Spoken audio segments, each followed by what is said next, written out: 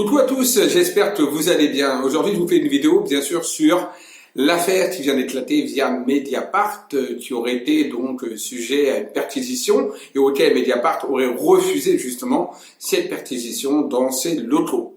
Donc, petite nouvelle du jour. Donc, on va regarder ensemble un petit peu ce qu'il en est, le pourquoi de cette perquisition. Est-ce que c'est normal? Est-ce que c'est légal? On va regarder un petit peu tout ça ensemble. On va regarder si Macron est, on va dire, l'instigateur de cette perquisition, si c'est à sa demande, donc à la demande du gouvernement. On va regarder ça donc par le biais de la voyance à médiumnité, hein, d'accord. Chacun a déjà son propre avis, mais on va regarder ça en tant que voyant et en tant que médium. Et je vais vous dire aussi un petit peu ce que je pense également de moi-même. Avant toute chose, abonnez-vous à ma chaîne. Vous pouvez liker si vous avez aimé, bien évidemment. N'hésitez pas à liker et surtout à commenter et partager la chaîne. D'accord? Voilà. Allez, on commence. On commence maintenant. C'est parti.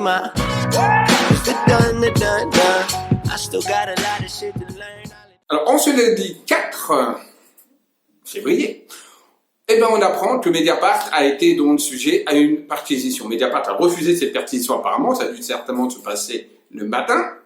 Et on a d'ailleurs, pour un petit rappel, on a eu l'information de BFM TV, via BFM TV, que vers les 15-16 heures. C'est très bizarre parce que juste à ce moment-là, il y a eu la conférence de presse de Mediapart. Je rappelle, Mediapart est un journal indépendant. Étonnamment, donc, on a su un peu cette perquisition, cette nouvelle, vers les 15-16 heures, en tout cas sur le site de BFM TV. Je parle sur le site, je n'ai pas regardé le journal en lui-même. Mais sur le site en lui-même de BFM TV, on a su que vers 15-16 heures, au moment où Mediapart ont lancé justement leur conférence de presse. C'est un petit peu bizarre, alors que normalement, habituellement, BFM TV est très très bien informé et c'est toujours les premiers. Bon, on va leur laisser un petit peu de gain de cause, bien que ça paraît un petit peu bizarre. Donc, comme je dis, Mediapart a été dans le sujet à une perquisition.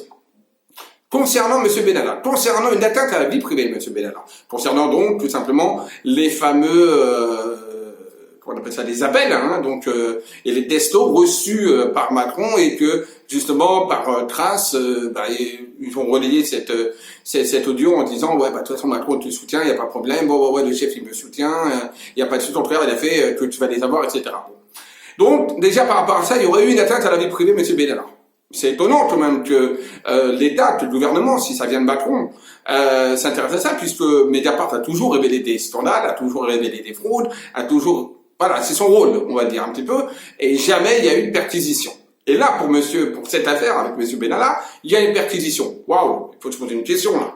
Comment se fait-il qu'il y ait une perquisition pour ça? Là, on est déjà dans une atteinte à la liberté de la presse. Et c'est étonnant parce que pour M. Fillon, par exemple, il n'y a pas eu de perquisition. Quand il y a eu des affaires via M. Sarkozy, il n'y a pas eu de perquisition. Quand il y a eu des affaires via Guéant, il n'y a pas eu de perquisition. Quand il y a des affaires via Marine Le Pen, il n'y a pas eu de perquisition. Par contre, pour M. Benalla, il y a des perquisitions. Tiens, c'est bizarre. Qu'est-ce qu'ils veulent nous cacher réellement? Entre Macron, Benalla, Macron, qu'est-ce qu'ils veulent nous cacher? Ça, je pose une question quand même, c'est quand même étonnant. Mediapart a toujours fait ça, il n'y a jamais eu de perquisition. Et là, M. Benalla, soi-disant, atteinte à la vie privée? Non mais, what the fuck? Non, à un moment, il faut se poser la question. Enfin, moi, je me pose la question. Je ne sais pas si vous la posez, mais moi, je me la pose. Donc, ce qu'on va faire ensemble, on va regarder déjà, par moi, je vais déjà regarder en tant que médium et en tant que voyant, on va regarder si Macron est bien, c'est bien lui qui a demandé cette perquisition, déjà, premièrement, ou si c'est Benalla qui a demandé cette perquisition. On va regarder ces deux faits. On va regarder également si Benalla est le point faible de Macron. S'il y a eu par hasard également, parce que ça paraît-il qu'il y aurait également eu des contrats avec quelqu'un de Russie ou je sais pas quoi, je connais rien, hein, mais apparemment il y aurait eu un contrat qui aurait été fait avec la Russie ou je sais pas quoi. On va regarder ça ensemble également, s'il y a eu un contrat, et si Macron est dans ce contrat, s'il y a quelque chose d'assez louche. Et je me rappelle que j'ai fait une vidéo, comme quoi je vous disais d'ailleurs que Macron avait quelque chose par rapport à l'étranger, que je le voyais faire des déplacements à l'étranger, et en plus, de toute façon, pour moi, à un moment donné, quand il arrêtera donc la présidence, Macron lui-même ne restera pas en France et qu'il fera quelque chose s'il est lié à l'étranger. Et là, il y a un contrat, apparemment, il y aurait un contrat russe ou je sais pas quoi. Je sais pas trop, on va pas rentrer dans les détails. Voilà, je suis pas de la CIA, je suis pas du FBI, je suis pas de la DGSE, mais on va quand même essayer de regarder ça ensemble. Ok? Donc voilà, on va regarder un peu ces trois faits. Mais moi, déjà, ce qui m'intéresse en tant qu'être humain, bon, je suis un être humain, même si je suis un médium, mais bon, bref. En tant que citoyen, voilà, je n'avais pas trouvé mes mots. En tant que citoyen, moi, ce qui m'interroge, c'est la liberté d'expression de la presse. On sait qu'on a été rabaissé par Reporters sans frontières. La note a été rabaissée, mais voilà, on est, je crois, j'ai fait une vidéo avec justement sur les médias avec BFM que vous pouvez regarder. Je me rappelle plus trop combien, mais on a été drôlement rabaissé. On est bien derrière les pays nordiques au niveau de la liberté de la presse, mais là on a vraiment tort. La liberté de la presse, elle s'est bien effondrée. Je pense que ça va être de pire en pire si on continue à faire cela. Bon. Alors déjà, je me pose déjà en tant que je vais faire ça déjà en tant que médium, donc en médiumnité pure, puisque certains me demandent également de faire la médiumnité pure, donc je vais me canaliser, on va faire ça en médiumnité pure, et après, si vous voulez, on va faire un petit tirage de cartes également, parce que je fais des tirages de cartes, surtout dans le fait pour vous montrer un petit peu que ma médiumnité correspond également au tirage de cartes. Très souvent, j'annonce avant même que la carte sorte l'événement, donc c'est juste pour confirmer et affirmer en fait ma médiumnité. Hein. C'est juste une histoire de concentration et pour confirmer du tirage, d'accord? Mais si là je me pose en tant que médium, donc là je me concentre et on y va donc en médiumnité par rapport à ce qu'on peut me canaliser. Benalla est bien derrière alors là on commence, hein, d'accord, la médiumnité. Pour moi, on me dit bien que Benalla est bien derrière tout ça, qu'il y a bien une demande de Benalla vis-à-vis de Macron de toute façon pour aller voir ce journal, car en effet Macron a énormément de choses à se cacher, c'est ce qu'on m'envoie comme information, et il ne veut absolument pas que ce soit divulgué. Étant donné que Benalla sait énormément de choses sur Macron et sur Macron, surtout pas sur la République en marche, on ne parle pas de ça, mais surtout sur Macron. Il connaît énormément de choses, il veut le protéger de A à Z. Et de toute façon, pour moi, oui, on a Macron qui soutient inévitablement, de toute façon, Benalla. Par rapport justement à certains dossiers, certaines choses qui ont été cachées. À savoir également que par rapport au passeport diplomatique et par rapport à la mallette surtout, je vais surtout vous parler de la mallette, pour moi Macron était au courant, d'accord, de ce déplacement, il était au courant de ce déplacement, il y a des papiers dans la mallette, je vois bien et je visualise des papiers, je vois une arme de service et je vois également de l'argent dans cette palette. Je peux pas vous dire qu'est-ce qu'il y avait dans ces papiers, dans ces contrats, mais c'est comme s'il y avait un contrat dedans qui devait être signé par un pays tiers. Je ne sais pas quel pays, mais en tout cas, il y avait un contrat qui était signé. Ça, c'était pour revenir sur la valise diplomatique, parce qu'on m'envoie cette information, ce flash visuel. Pour revenir maintenant à notre affaire, parce que je demande par rapport à notre affaire. Mais c'est bien qu'on est relié parce qu'il peut y avoir également, pour moi, quelque chose qui a un rapport avec Macron par rapport justement à ce déplacement de Benalla à l'étranger avec les passeports diplomatiques. Et pour moi, Macron était au courant de ce déplacement diplomatique. Et c'est comme si il avait, voilà, fermé les yeux, donc quelque part, on va dire qu'il a tout simplement laissé le passe-droit. Concernant donc cette affaire-là avec, donc pour moi, c'est orchestré en effet par Benalla et par Macron la perquisition de Mediapart a été demandé par Macron par le gouvernement, d'accord? C'est pas quelque chose qui a été demandé par la justice ou quoi que ce soit, c'est bien par le gouvernement qui a été demandé cette perquisition, car ils ont peur, non pas, c'est pas pour essayer de trouver qui c'est qui a dit quoi, il y a ça, mais c'est surtout pour voir s'ils auraient pas déjà des informations sur ce que Macron cache réellement avec Benalla. Voilà ce qu'on m'envoie comme information. Donc il y a des papiers. Il y a quelque chose que Macron cache et qui ne veut pas que ça se sache. Ça, il faut le savoir. Voilà ce qu'on m'envoie comme information. Et oui, Macron est bien derrière tout ça. Le point faible de Macron, c'est Benalla. Car Benalla connaît tout d'Emmanuel Macron. Il connaît toutes ces petites magouilles. Et je peux même vous dire que Benalla a également des magouilles avec Macron derrière. Voilà ce qu'on m'envoie comme information. On me dit ne pas faire confiance à cet homme. En parlant de Macron, on m'envoie l'information ne pas faire confiance à cet homme. Voilà. Et on me parle bien de là-haut, non pas en tant que président, mais en tant qu'homme. Ne pas faire confiance à cet homme. C'est quelqu'un qui est là pour de mal, pour faire du mal. Voilà ce qu'on m'envoie comme information. Il n'est pas là pour faire du bien. C'est un manipulateur. Voilà ce qu'on m'envoie comme information. Je dis bien que là, je ne parle pas en tant que moi, citoyen, je parle en tant que messager, c'est-à-dire je suis le canaliseur d'informations là actuellement, d'accord? Je précise. Alors on me ressort évidemment qu'il va y avoir encore d'autres scandales qui vont venir, encore plus puissants, encore plus forts. De toute façon, on me montre bien que Macron, à un moment donné, va lâcher. Même s'il tient bon, moi, Macron devra de toute façon, à un moment donné, partir. Il y aura trop d'affaires sales sur lui, trop de pression. Et on sent vraiment un total malaise autour de lui. De toute façon, Brigitte commence à se solidariser également de cet homme. Alors ils sont ensemble là pour le moment, enfin ensemble. Pour moi, ils sont pas vraiment ensemble hein, au niveau marital, hein. Voilà, mais ils sont ensemble. Bon, voilà. Donc pour le moment, elle me soutient, elle est là, oui, mais je vois que de plus en plus, elle commence à prendre de la distance. Pour moi, j'ai un couple quand même qui commence un petit peu derrière, en backstage, à se déchirer. Voilà, si on m'envoie comme information. Et pour moi, il faut savoir que Brigitte ne restera pas avec Macron. De toute façon, il y aura une séparation. Pas tout de suite, mais il y aura une séparation. Bon, je n'avais pas demandé cette information, mais on me la donne. Donc je la prends. Et je vous la transmets. Qu'est-ce que je voulais également demander par rapport à Macron? Je ne me rappelle plus. Donc il y a beaucoup de personnes qui vont également partir de son parti de plus en plus, et de plus en plus vont commencer un petit peu à se retirer. C'est ce qu'on voit comme information. Mais ça, je vous l'avais dit d'ailleurs, mais bon, là, on le renvoie, donc je vous le redis encore une fois.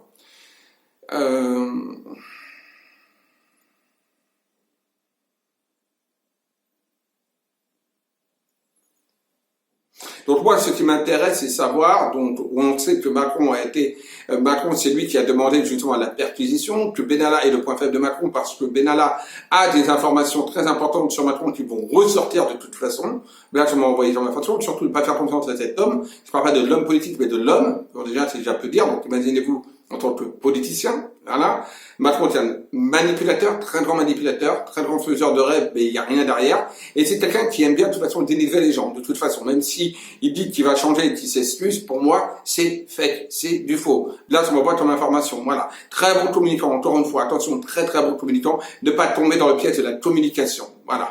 Attention également à son RIC qu'il veut faire. Non, il veut faire un RIP, excusez-moi. Donc, un référendum d'initiative présidentielle. C'est ce qu'il veut faire, apparemment. Et moi, on me dit par rapport à ce RIP, attention, c'est un piège. Attention au piège. Attention au piège. Là, on m'envoie comme information. D'accord? Donc, voilà. Donc là, j'étais, on va dire, dans canalisation et donc en médiumnité. On va regarder avec les cartes un petit peu ce qu'il en est maintenant pour voir donc si ma médiumnité colle avec le tirage de cartes. Bon, on y va maintenant. Alors, on va regarder maintenant avec le tirage. On a regardé en médiumnité, en canalisation directe, et donc on va regarder maintenant pour voir en tirage, donc en interprétation des cartes. Ce qui, donc, est-ce que Macron est derrière cette perquisition? Est-ce que c'est Macron qui a demandé la perquisition de Mediapart? On va avoir tout de suite la réponse par le tirage de l'oracle de Béline. Est-ce que Macron et le gouvernement est-il derrière cette demande de perquisition de Mediapart pour atteinte à la vie privée de Benalla? Il y a la reconnaissance, la renommée, donc là, voilà, déjà qui ressort. La tour, donc les pénates, qui montre que c'est une institution, en tout cas, qui a demandé bel et bien cette perquisition, puisque ça, c'est une tour, donc c'est quelque chose d'assez administratif, si on peut dire. Donc, de toute façon, c'est une institution, pour moi, c'est déjà le gouvernement, ça, c'est sûr. D'accord? Voilà. Et je me demande, donc, est-ce que c'est Macron qui demande? Il y a bien quelque chose qui ressort avec l'étranger par rapport à cette demande. Donc, pour moi, il y a justement cette histoire de contrat russe, vous voyez, et on voit que là, il y a l'institution avec également l'eau qui représente le départ, qui représente l'étranger, et on sait qu'il y a un contrat russe qui ressort par rapport également à tout ça, donc voilà. Il y a bien une association, il y a une histoire de procès, de procédure, de choses comme ça qui risquent d'ailleurs d'avoir lieu suite à ces perquisitions. Il y a de l'abus de confiance, il y a du vol, il y a des escroqueries, il y a du détournement qui ressort également. Il y a encore l'étranger qui ressort également en plus de là. Donc oui, il y a quelque chose vraiment par rapport donc là aussi, puisqu'on sait que c'est un truc avec les Russes. Donc pour moi, cette perquisition n'est pas, il n'y a pas le nom Macron, on va dire bien sûr, puisque ça tire de carte. Mais en tout cas, ce qui est clair, c'est que oui, s'il y a quelque chose, c'est un rapport avec le gouvernement et l'institution gouvernementale. De toute façon, puisqu'on a des pénates. Donc pour moi, il y a bien derrière tout ça, non pas seulement la justice, parce que c'est pas ça qui est tombé en premier. Ça, on aurait fait, oui, c'est la justice qui demande, oui. Mais là, on a plutôt l'administration, le gouvernement qui demande. D'accord? Donc, pour moi, c'est bien et bien le gouvernement qui a demandé cette perquisition. Et bon, le gouvernement, comme on va dire médiumnité, on m'a parlé de Macron, il faut dire que le gouvernement, c'est Macron, de toute façon. C'est lui qui a les rênes du pouvoir. On va maintenant demander, est-ce que Benalla a demandé éventuellement aussi qu'on fasse une enquête sur Mediapart? Donc on va regarder, est-ce que Benalla a demandé une enquête auprès de la justice de Mediapart par rapport justement aux révélations des textos et des audios? Il y a des échanges, il y a des contacts, oui, bon, il y en a une fortune qui ressort. Donc, j'ai pas l'impression que ce soit lui véritablement, en tout cas. Il y a encore l'étranger qui ressort, bingo, et sur Benalla. Encore la même carte, vous voyez, Volpert, qui ressort également, qui est sorti également tout à l'heure. Donc, l'abus de confiance, escroquerie, etc. Il est très très mal en ce moment, ça c'est sûr. Alors, il y a également quelque chose par rapport au projet qui ressort encore comme tout à l'heure. Il y a bien de l'écrit. Il a fait une demande écrite pour moi par rapport à justement à cette Benalla, par rapport à cet audio. Pour moi, il a pu faire une demande au niveau de la justice, en effet, également. Et pour moi, je lui ai demandé s'il a fait aussi une demande via Macron, donc par le gouvernement. Il y a le passé qui ressort. Donc, ouais, pour moi également Macron qui ressort, inévitablement avec la renommée. Donc pour moi, oui, il y a Macron également qui ressort. Il a fait une demande au niveau de la justice, mais il a fait aussi une demande via son passé, son historique. D'accord, du passé. Donc, il a fait aussi une demande via Macron. Donc, voilà pourquoi le gouvernement a demandé une perquisition. Donc, Macron, via le gouvernement, et Benalla ont demandé tous les deux une perquisition, et Benalla plus au niveau juridique, judiciaire, par rapport à, soi-disant, une atteinte à la vie privée. Voilà. Maintenant, on va demander est-ce que Benalla est le point faible de Macron. Est-ce que Benalla, Alexandre Benalla, est-il le point faible de Macron? Alors, on va regarder ça ensemble. Encore une fois, toujours avec l'oracle de Béline. On a de l'infortune qui ressort avec les plaisirs. Alors là, pour moi, c'est son point faible, puisqu'on a justement la vieillesse, l'infortune qui est ressortie, donc ça montre quelque part que c'est son point faible. On a, voilà, point faible, et en même temps, il a besoin d'appui. Hein, c'est ça, les appuis. Donc on a le point faible, deux, pour moi, en effet, Benalla, et l'appui de Macron, quelque part, et Macron, l'appui aussi de Benalla. Inévitablement. Mais il y a un appui qui s'effrite, de toute façon, c'est inévitable, il y a la ruine avec l'ennemi qui est là. Donc pour moi, c'est un appui qui commence à s'effriter, c'est un appui où en même temps, il y a des ennemis autour qui vont commencer à parler de plus en plus, il y a d'autres affaires qui vont être révélées de toute façon, mais ça, je vous l'ai dit au niveau médiumnique, on va regarder tout à l'heure, après ce tirage, au niveau des cartes. On voit que c'est une grande famille, tout ça, le gouvernement, etc., c'est une grande famille, mais oh là là, voilà les ennemis qui sont là. Il va y avoir des retournements de veste phénoménal, on a une femme et un homme, Brigitte et Macron, pour moi, c'est là. Bon, blocage, nouvelle, instabilité et renouveau. Donc pour moi, de toute façon, il y a un très gros blocage. Donc quand je vous disais, est-ce que, par sa question, c'était ça, est-ce que Benalla est le point faible de Macron?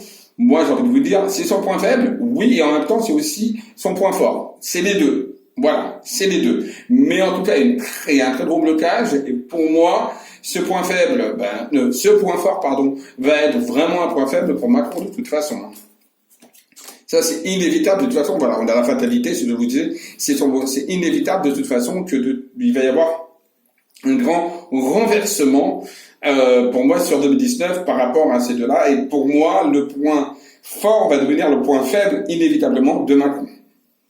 Et à un moment donné, ils vont devoir couper en fait tout lien, bien que Macron essaie de soutenir. Mais à un moment donné, il va y avoir une coupure inévitable entre les deux. Maintenant, on va regarder ensemble. On va regarder. Est-ce que Macron et Brigitte, allez, on y va, on va regarder ça. On va regarder un peu leur vie personnelle. Plus on est là. Et qu'on m'avait envoyé l'information comme quoi je ne voyais pas ce couple tenir sur du moyen long terme, et que là ça commençait à être un petit peu instable, on va regarder ensemble. Donc Macron et Brigitte, au niveau sentimental, l'évolution sentimentale entre Macron et Brigitte. On y va. Et ben voilà. Vol, perte, abus de confiance, trahison. Il y a des choix à faire, des décisions à prendre, il y a une nouvelle destinée de toute façon, comme l'un comme pour l'autre. Donc déjà, ça promet. Et voilà, première carte qui sort, c'est le départ. Donc pour moi, il y a bien en effet une coupure dans leur couple à un moment donné, on a un nouveau départ, donc on a de toute façon un éloignement qui se fera. Alors c'est peut-être pas une vraie rupture annoncée comme telle, mais en tout cas il y a un réel départ, il y a une vraie distance qui va se mettre en place par rapport aux deux. Il y a énormément d'instabilité, et voilà la trahison, en plus de l'abus de confiance, il y a la trahison. Donc j'ai même envie de vous dire, il peut même y avoir, on va dire, tout simplement de la trahison. Donc il peut y avoir également des petites siestes améliorées, voilà, je vais appeler ça comme ça, une petite sieste améliorée de l'un ou de l'autre, avec d'autres personnes, tout simplement. Et comme je dis, de toute façon, Macron sera amené à partir, et là on a quand même le départ encore une fois à l'étranger. Voilà. Et pour moi, il y a bien une séparation entre les deux. Bon, on me l'avait dit en médiumnité, mais les cartes le reconfirment. Donc ça, c'était pour le côté personnel de Monsieur Macron et de Brigitte. Maintenant, ce qu'on va regarder, je ne me rappelle plus quelle société. On va regarder encore une fois, et ce Macron sera amené donc à démissionner, à partir. Ouais, voilà, tout simplement. Donc, on va regarder ça ensemble. Macron, donc, va-t-il rester, donc, pour 2019, va-t-il rester au pouvoir, resterait-il président de la République pour 2019? Alors, on va faire pour cette année déjà. Alors, il est soutenu encore, il y a quand même des soutiens, des gens qui le soutiennent, il y a encore les honneurs. Donc, c'est pour ça que je vous dis, hein, pour moi, ça va être très très dur. C'est un mandat qui va être très très difficile, très très dur. Il y a du changement de toute façon. Pour moi, il peut essayer de tenir encore sur 2019. Oui, très durement, difficilement, mais je le vois pas partir tout de suite. Mais c'est vrai que pour moi, à un moment donné, je veux dire, les 2020 à tout casser, et encore peut-être après, attention au niveau de la datation en voyance. Il faut toujours être prudent parce que c'est très dur de dater en voyance. Mais pour moi, je le vois difficilement, on va dire, ça va être très difficile quand il finit son mandat. Pour moi, il sera amené à partir sur 2020. 2019, il va essayer vraiment de tirer jusqu'au bout. Ça va être très difficile. Mais je pense que ça peut jouer également que Brigitte, qui a des problèmes sentimentaux entre les deux, va jouer également dans son mandat, hein, de toute façon.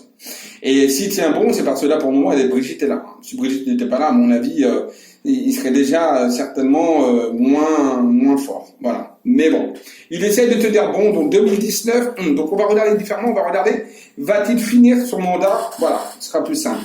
Alors Macron, donc là tu es président de la République, va-t-il finir son mandat? Donc jusqu'en 2022. Macron va-t-il finir son mandat jusqu'en 2022? La réponse, médiumniquement j'ai déjà la réponse. Voilà, et je crois que je vous avais dit, hein, pour moi c'est non, mais on va quand même vérifier.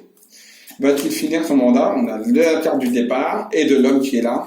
Instabilité, et il y a toujours ces cartes du départ à l'étranger qui ressortent quand on parle de Macron. Hein. Vous avez vu. Hein. Et hop. Macron va avoir de toute façon de très gros points, mais il va passer par des moments de phase très difficiles au niveau des primes, au niveau santé. Va-t-il finir son mandat?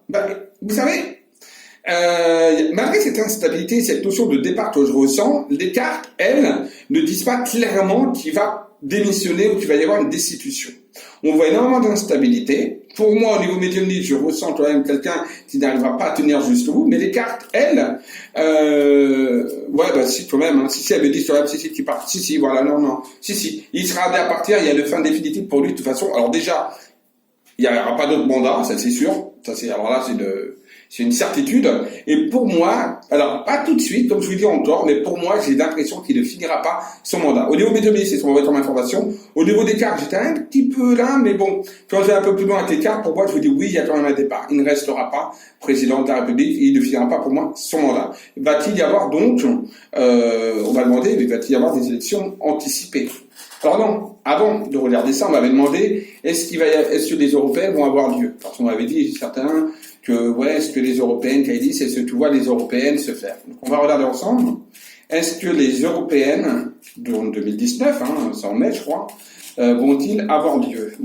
Les européennes vont-ils avoir lieu? Les élections européennes vont-ils avoir lieu? Oui, pour moi, elles vont avoir lieu. Hein. Il y a beaucoup de disent qu'il n'y aura pas d'européennes, mais pour moi, oui. Les européennes vont avoir lieu. Il n'y a pas de souci à ce niveau-là. Par rapport à ça, pour moi, les européennes auront lieu. Ouais. Bon, ce ne sera pas les européennes il y aura des abstentions. Il va y avoir d'abstentions par rapport à ces européennes, mais il y a quand même des européennes. Mais attention, parce que le gagnant n'est pas celui qu'on pourrait croire. Donc, pour moi, déjà, la reine, je ne pense pas qu'ils vont sortir gagnants. En tout cas, puisque tout tirage concerne plus ou moins la reine, de toute façon, avec Macron. Mais ouais, les européennes auront bien lieu. Voilà. Et oui, va-t-il y avoir des élections donc anticipées du coup? On va demander, puisque si Macron ne finit pas son mandat, va-t-il y avoir des élections anticipées, des élections présidentielles anticipées en France? Va-t-il y avoir des élections présidentielles anticipées en France si Macron démissionne, enfin si par peu importe destitution ou démission? Alors, avec du retard, il y aura des blocages et tout, mais je vois qu'en effet, il y aura d'autres élections de toute façon qui se mettent en place. Et pour moi, c'est une femme qui sera au pouvoir, je le réitère, puisqu'on a la femme qui ressort, il y aura le changement avec une femme qui viendra au pouvoir. Et pour moi, oui, il y aura une réélection, c'est pas tout de suite qu'on a le système de blocage, on s'appelle sur 2020-2021, mais en tout cas, pour moi, il y aura bel et bien des élections qui se feront anticiper et ça ressort rapidement. Donc voilà, donc c'est pour moi quand même, c'est pas sur 2021 ni 2022. Pour moi, c'est bien avant les élections présidentielles qui auraient dû avoir lieu et qui devraient avoir lieu en 2022. Donc voilà, élection anticipée et une femme sortira vainqueur de cette élection. Voilà, avec beaucoup de changements, beaucoup de transformations et un mieux-être également qui se mettra en place. Alors, oui, important aussi, on va regarder donc le RIP, le référendum d'initiative présidentielle que veut mettre en place, apparemment je l'ai vu ce week-end, notre président Macron. Est-ce une fumisterie ou pas? Donc, est-ce que ce référendum que veut mettre en place Macron, est-ce une fumisterie pour pour enfumer, on va dire, les citoyens? Ça, c'est important d'abord de regarder, on va regarder ça ensemble. Je sais pas si c'était le bandeur médiumnité, je me rappelle plus du tout. Mais bon, voilà, on va demander ça ensemble. Fatalité, la réussite, l'abus de confiance et les appuis. Bon, c'est une pure fumisterie, puisqu'on a de toute façon l'abus de confiance, vous voyez, vol-perte, qui montre bien que c'est simplement pour voler mieux les gens, pour mieux les éblouir, ça lui permet d'avoir des appuis, etc. Et de toute façon, après, il y a la ruine. De toute façon, même ça, ce ne sera pas une réussite. Son RIP ne sera absolument... Si ça se met en place, ce n'est pas dit, mais si ça se met en place, de toute façon, c'est une fumée historique qui ne marchera pas de toute façon, et on voit que c'est pour enfumer les gens, puisqu'il y a l'abus de confiance, c'est pour abuser de la confiance des gens, tout simplement, et pour essayer d'avoir la grâce, on va dire, quelque part, et réussir les élections européennes. Mais bon, les gens ne sont pas dupes, et ils vont vite découvrir du supercherie, et les appuis vont même le lâcher, et il y en a plein qui vont même partir, même avant les élections européennes de la reine. Donc voilà. Je pense avoir posé un petit peu fait le tour par rapport à ça, et par rapport à Mediapart, je voulais voir également, voilà, on va regarder également sur Mediapart, est-ce que Mediapart a fait une atteinte à la vie privée? Bon, c'est un média, mais peut-être que, oui, c'est peut-être une atteinte à la vie privée, on va quand même vérifier ça en voyant, est-ce que Mediapart, par rapport à ce qu'ils ont mis en lumière, est-ce que c'est une atteinte à la vie privée, malgré que c'est une presse? Est-ce que c'est une atteinte à la vie privée? L'homme avec le blocage, les difficultés, le procès, les procédures, ils vont quand même, ça va être une affaire on va en entendre parler de cette affaire de Testo. Alors, est-ce que c'est le privé? Pour moi, bon, quelques ça me ressort, on voit que c'est des ennemis, etc., mais ce n'est pas du tout une notion de vie privée. Pas du tout. Non, non. En tout cas, pas au niveau de la justice, on va dire, n'importe quoi. Pas en tout cas au niveau, comme on entend, au niveau presse. Non. D'accord? Ils peuvent parler de ça, il n'y a pas de problème, c'est absolument aucun souci par rapport à ça. Pour moi, c'est pas une atteinte à la vie privée en tant que telle, d'accord? Après, chacun peut voir ça comme il veut, mais bon, pour moi, tel que ça me ressort au niveau liberté de la presse, je m'entends bien, ce n'est pas une atteinte à la vie privée d'après mon tirage. Ok? Voilà. Mais en tout cas, ouais, Mediapart vont avoir quelques soucis. On voit que là, ça va pas tailler. Il y a une histoire de justice qui ressort dessus. Et Mediapart va également ressortir d'autres affaires. Et j'avais dit d'ailleurs dans une vidéo, si vous vous rappelez bien, que Mediapart allait révéler des affaires, etc. Voilà, on est en plein dedans. Et voilà. Je vous invite à regarder donc la vidéo que j'ai fait sur les médias de BFM TV. Voilà, pour que vous sachiez un petit peu d'ailleurs quelle plainte on occupe, parce que c'est vrai qu'on, d'après la presse Reporter International, je crois que c'est Reporter International, un truc comme ça, la note, on va dire, de la liberté de presse en France a chuté, mais c'est dramatique, très très dramatique. C'est-à-dire qu'on est vraiment très très bas derrière les pays nordiques, on est vraiment très très loin. Donc on voit bien qu'il y a un très gros problème au niveau de la presse et au niveau de l'information, et qu'on ne laisse pas, on est dans une forme là, tel que ça me ressort, une forme un petit peu de dictature. C'est peut-être un mot un petit peu dur, vu tout ce qui se passe en Venezuela, etc. Donc on va pas dire ça comme ça, mais on est quand même dans un système qui n'est pas très démocratique, si on regarde bien. Et c'est vrai que je me pose la question, mais ça, peut-être que je reviendrai plus tard dans une autre vidéo, sur le problème, voilà, on n'est peut-être pas on n'est plus dans une monarchie en tant que telle, certes, mais si on regarde bien, on est bien dans une plutocratie, c'est-à-dire dirigée par une seule personne, dans une forme d'oligarchie, une plutocratie. Même si on n'est pas du tout dans une démocratie, pour moi, on est plus dans une plutocratie, voire l'oligarchie qui est là. Donc, à un moment donné, il va falloir vraiment penser véritablement à